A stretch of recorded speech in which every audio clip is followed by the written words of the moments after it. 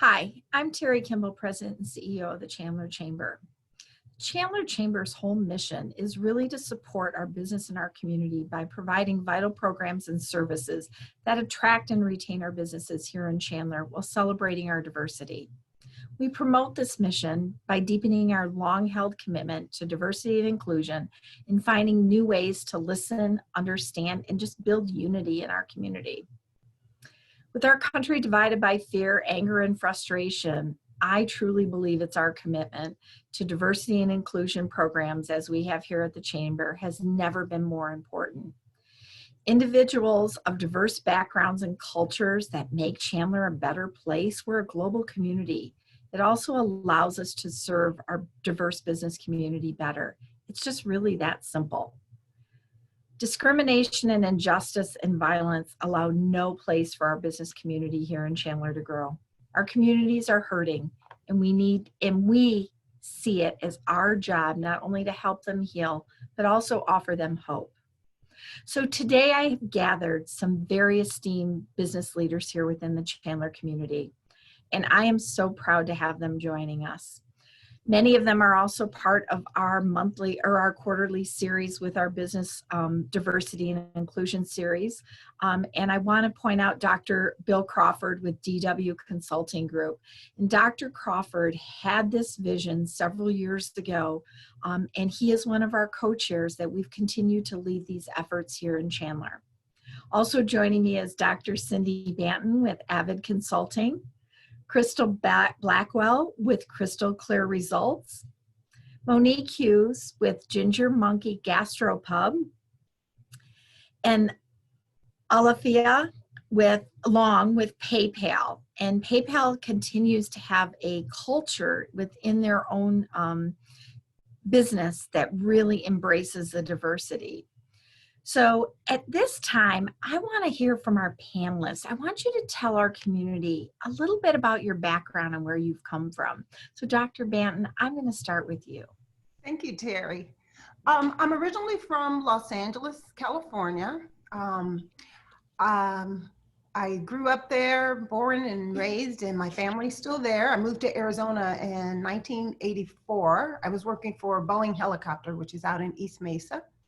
I moved here with the company through a job transfer. I was around, in the 60s. So I've gone through this a little bit before. So it's kind of like full circle for me now, except during that time I was a child. I understood a little bit about things going on in diversity. I actually grew up in Compton, which wasn't the most diverse city, but I've had exposure to this, and I've seen the good that comes out of it, and I've seen the ugly that comes out of it as well. But I think that we'll definitely make it through. Great. Crystal Blackwell with Crystal Clear Results. Hi. Hello. Thank you, Terri. My name is Crystal Blackwell. I am married.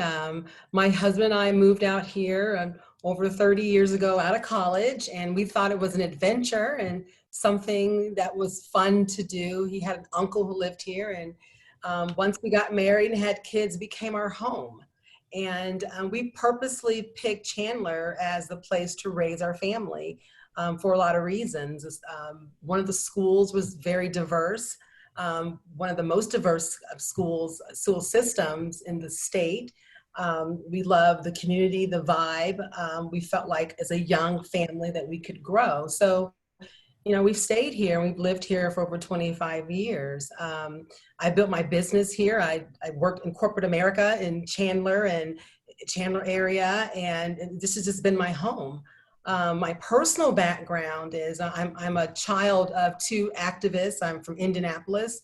Both my parents were very active in the community. So I grew up having very tough conversations about race. It was very much so open and welcomed in my home.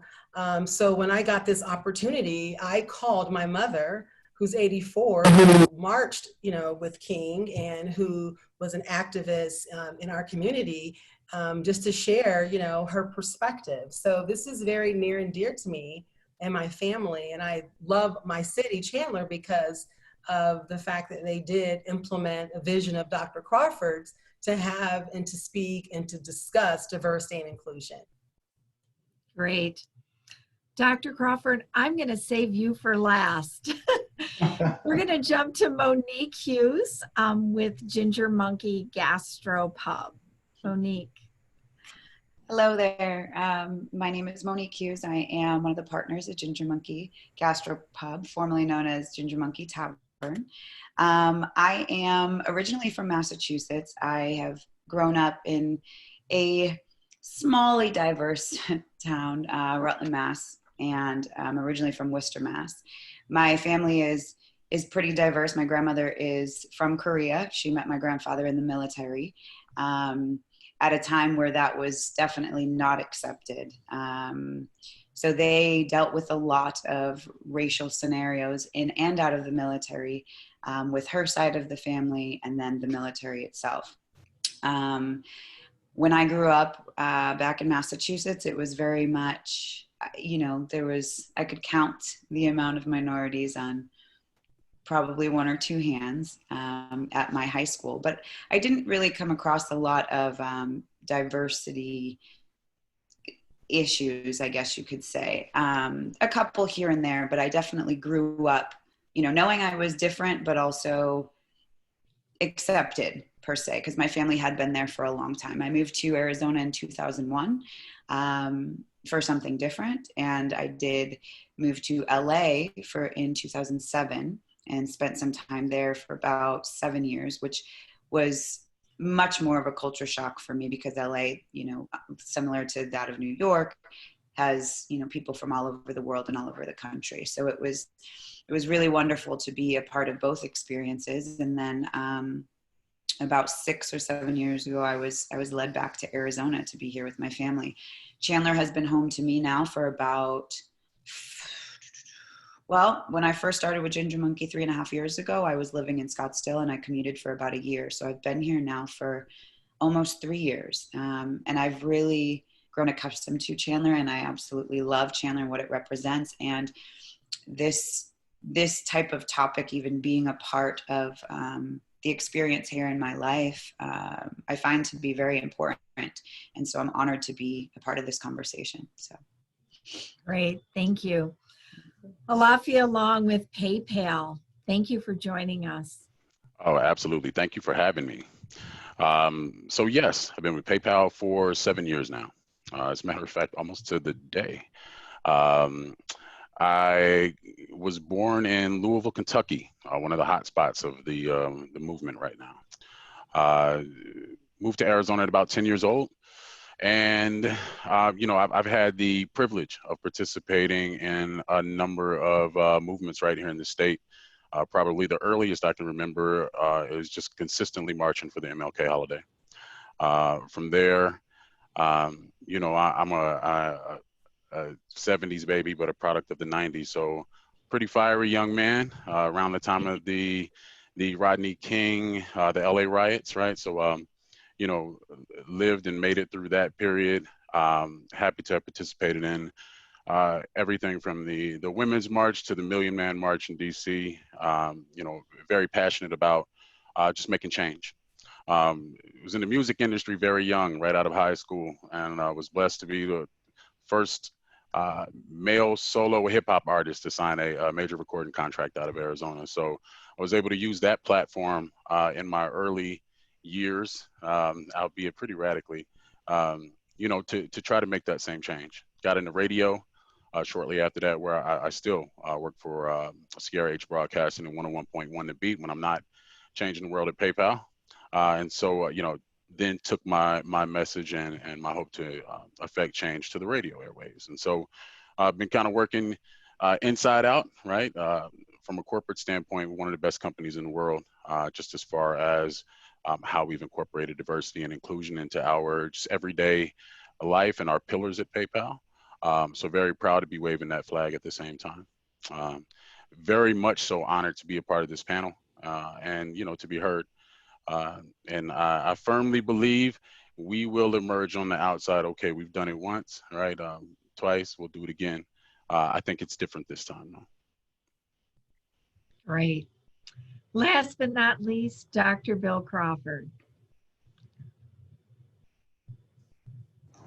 Okay, thank you so much, Terry. I really appreciate you and the Chamber for taking on this topic. This is such an important topic, so thank you so much. And I think I bring a little unique background and perspective to this topic. I'm not sure how many of my colleagues on the panel know much about my background, but I would like to share that with everyone.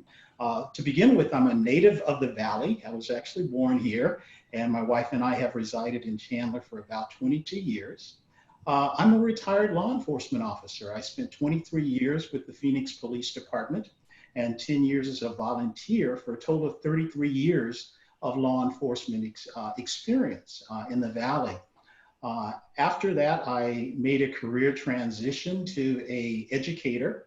I was employed with the Maricopa Community College District for 24 years in various capacities. I was a tenured faculty member and chair of the Mesa Community College's Justice Studies Department for a number of years, transitioned to Chandler Gilbert Community College in college administration, and retired as the vice president of Chandler Gilbert in 2017. Currently, I serve as the Senior Vice President for Educational Services for DW Consulting. And one of my other hats, I'm a professor with Northern Arizona University. I teach justice studies. And actually, my specialty is diversity in the U.S. justice system. Additionally, I serve as president of the Arizona Justice Educators Association, which is a group of individuals who teach justice studies at the university and community college level throughout Arizona. And in my spare time, I volunteer with the city of Chandler as the chair of their merit board, and I also serve on the public safety retirement boards for police as well as fire. And that's just a little bit about me. Well, I will tell you, when we put this panel together, and I shared this with you earlier, each one of you had brought such unique perspective to this group, and I'm so proud to have each and every one of you here in Chandler. But in light of the heavy events that have been happening, as business professionals, what would you like to say to our community? Who would like to start?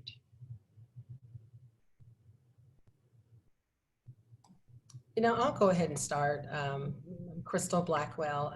I think at this point, at the boiling point, I think this is a great opportunity for everyone to exercise some deep listening, some empathetic listening, and just allowing people to express themselves and to vent. Because I think that piece needs to happen.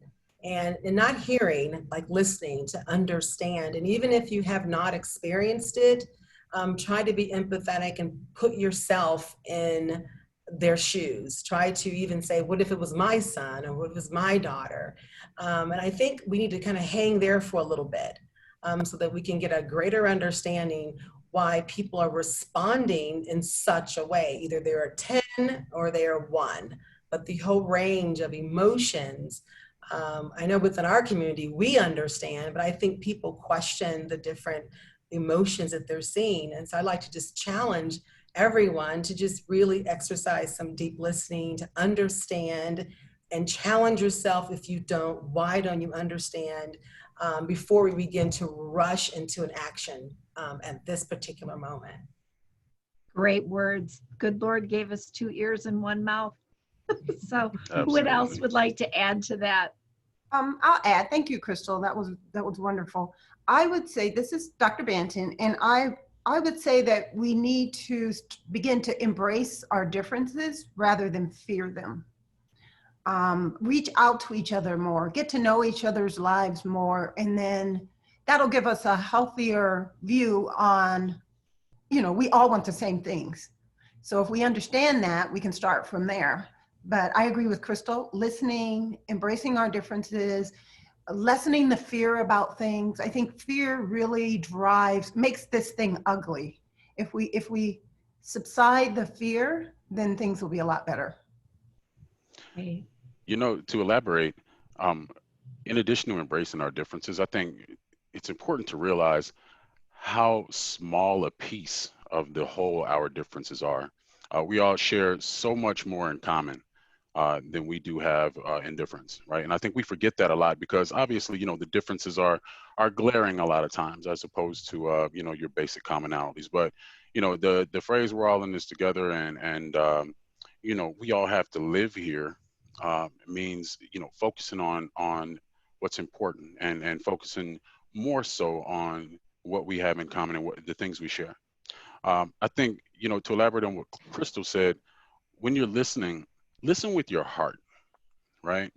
And maybe not so much with your head. And by that I mean, you know, the head always brings the "yeah, but" in there, right?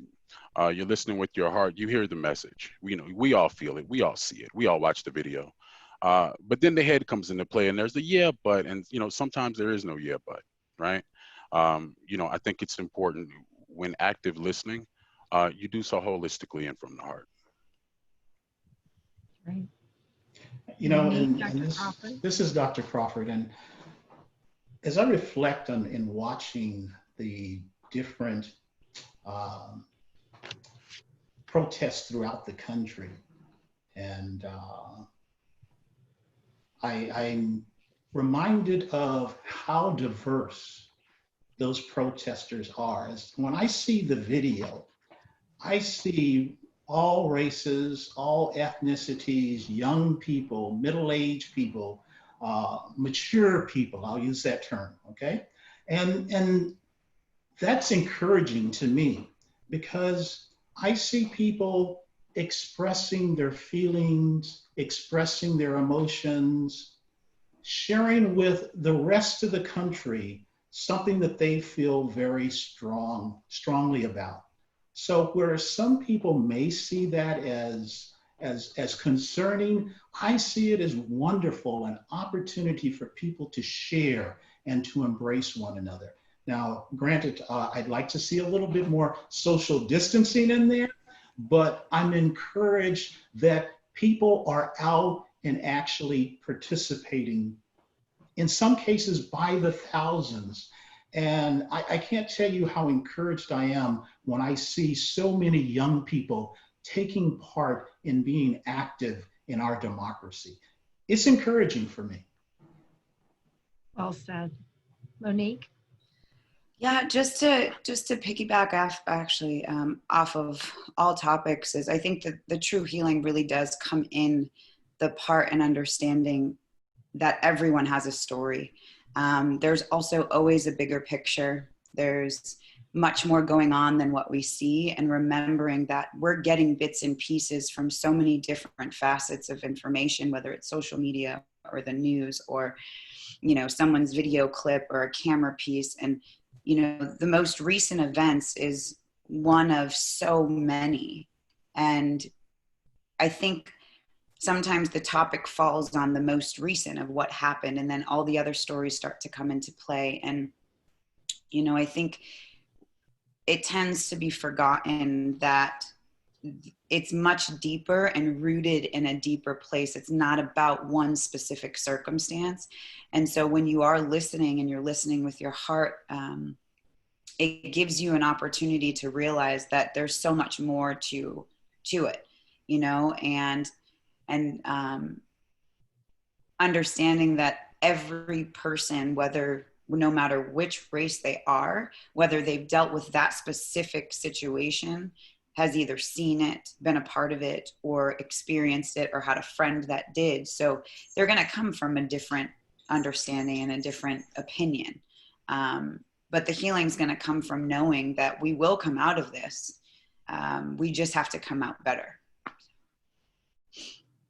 Great. Wow. I have goosebumps already from your words. This is why you as leaders, this is the next step in our change.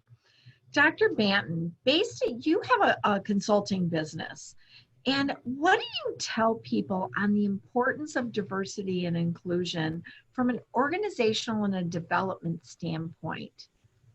Thank you, Terry. That's a great question. So whenever I have an engagement with a client, a consulting engagement, I always, even though they may not think about it, I always include diversity and inclusion because it's going to be a part of whatever we're working on. From an organizational development, there are really 3 key things that you need to focus on. The first is it needs to be ingrained in the culture of the organization. If you're going to talk the talk, you have to walk the walk. The second thing is it has to be part of the value proposition of the organization. Make it a value, diversity and inclusion, a value in the organization. And as you start to develop diversity and inclusion initiatives, there should be 3 main focus areas, and that's on leadership development, human resources, and excuse me, your everyday practices. Leadership, your leaders need to know that you're serious about diversity and that trickle down up thing. When you, in HR, your hiring and your promoting practices need to be diverse and inclusive. And then just everything that you do every day, you know, it should have some focus of diversity and inclusion in it. Great. Crystal, you have had a ton of experience in working with millennials.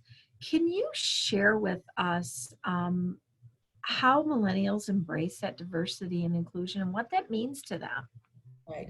So what I like to say is we want to also loop in our Generation Zs because they're you know, the older ones they're college grads, they're a little older, and let's keep in mind that our millennials are, you know, they're hitting 40. So we're not talking about very young people anymore. They're in the business world, they're entering middle management. So we have a huge range of young people, young professionals that are looking at diversity and inclusion and are scratching their heads. So before I even, you know, I was asked this question, I went out to the group of young professionals I either mentor, who work with me, and I directly asked them, what they mean? And, you know, it's interesting because I was getting things like, well, it's just a tagline.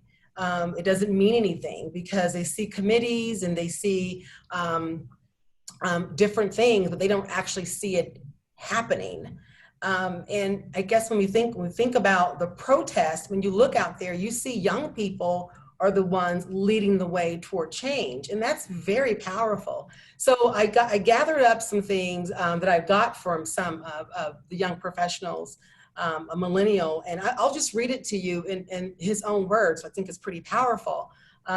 He broke it down. He said, inclusion. Inclusion means everyone wants to be involved in something that has the same opportunity as everyone else. There is no advantage or disadvantage for an individual.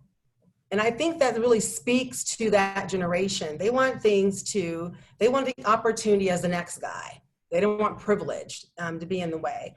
And then diversity is having multiple different types of people, not just race and gender. They're talking about abilities and skill sets and diversity in terms of problem solving. So they really want us to stretch diversity beyond more the traditional.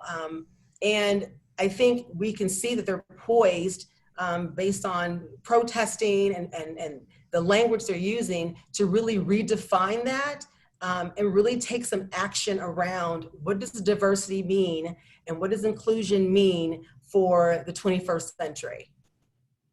Great. Dr. Crawford, you've had experience in all of this. But what I also think, from a police officer to working in the academia world with teachers and students, and because they're just starting to become on their own, as you know, as well as parents, what message do we need to convey to all those groups? I think my message to them, Terry, was to see this as an opportunity to learn about diversity and inclusion, an opportunity to learn about the issues surrounding the criminal justice system, because knowledge is power. And if they take that knowledge and convert it into action to collaborate with others, it can make a huge difference in our society. It can make for a better world for all of us. And so that's what I would encourage them to do, to seize on this opportunity to study the issues, to become more knowledgeable, whether it's a student, a parent, a faculty member. If you're a faculty member, there's a great opportunity to share that knowledge with the students in your class. Of course, I've got a bias here, so I'm going to encourage them to take a class on justice studies and maybe even diversity in the justice studies, because I think that's real important for people. Law enforcement is that most visible component of the justice system, but there are a number of other components, and we can all be better if we learn about the justice system. So that's the message that I would convey to those individuals. And Dr. Crawford, do you want to, what about from the law enforcement side? It's one thing that we hadn't touched on. And I want you to comment on that one too. Well, from the law enforcement perspective, as a law enforcement officer, I can see both sides of it. I have been out there on the street. I have chased people down alleys. I have done those kinds of things. I understand the challenges that they experience when they're doing those type of law enforcement activities. But from the other side of it, I understand the expectation of the community that they do so in a professional, respectful, and in a manner that ensures the safety of all citizens of our community. So I can see both sides of it. And I think from a law enforcement perspective, for me, this is a reminder that we need to make sure that we are implementing community policing practices throughout the justice system, but particularly for law enforcement officers. Because, as I mentioned, they are usually the first individuals that people come in contact with as representatives of the justice system. And we do have a fabulous law enforcement department here in Chandler. We do. We have a great Chandler Police Department. So, Monique, as a small business owner and restaurateur, what message can we get out to smaller businesses and patrons too, people that are coming in and visiting your location regarding diversity? I would definitely say it comes down to the heart. It comes down to the culture. Each business is going to be coming from a different experience, and they're going to be having, they're creating an experience for a guest. But there's so many pieces involved, especially in the restaurant industry, from the front of the house to the back of the house. There's so many personalities, and there's everyone is of a different group or of a different race, hopefully. It's nice to see when you walk into different establishments, all races, and, to patronize all different types of restaurants or small businesses that truly make it a point to diversify the culture within themselves, because not only is it going to make it much more comfortable for the rest of the community and for people to, have an experience in their establishment where they don't feel left out. There's definitely been some experiences that I've had, and I'm sure other people have had, where, some restaurants or small businesses are categorized by who patronizes them, whether it's an all Black community or it's an all white community, or, I've had experiences where, certain types of bars, and per se, like a country bar, I've had experiences where I feel completely fine and fit in, but I've had experiences where I definitely feel different. But to see people coming out and people, bringing diversity and inclusion into the culture, it says a message, and so each time you go into a certain location, you're saying something about who you are and what you represent to the community, to your guests. And and really to who and what you support. So remembering that at the core, remembering that in the leadership positions, remembering that in the ownership positions is crucial, and I think it really allows for a large level of advancement, both in the businesses, but in the economy as a whole. So. Great, thank you. Alafia, you work for a global corporation that is very diverse by nature in and of itself, and you kind of alluded to that in your opening comments.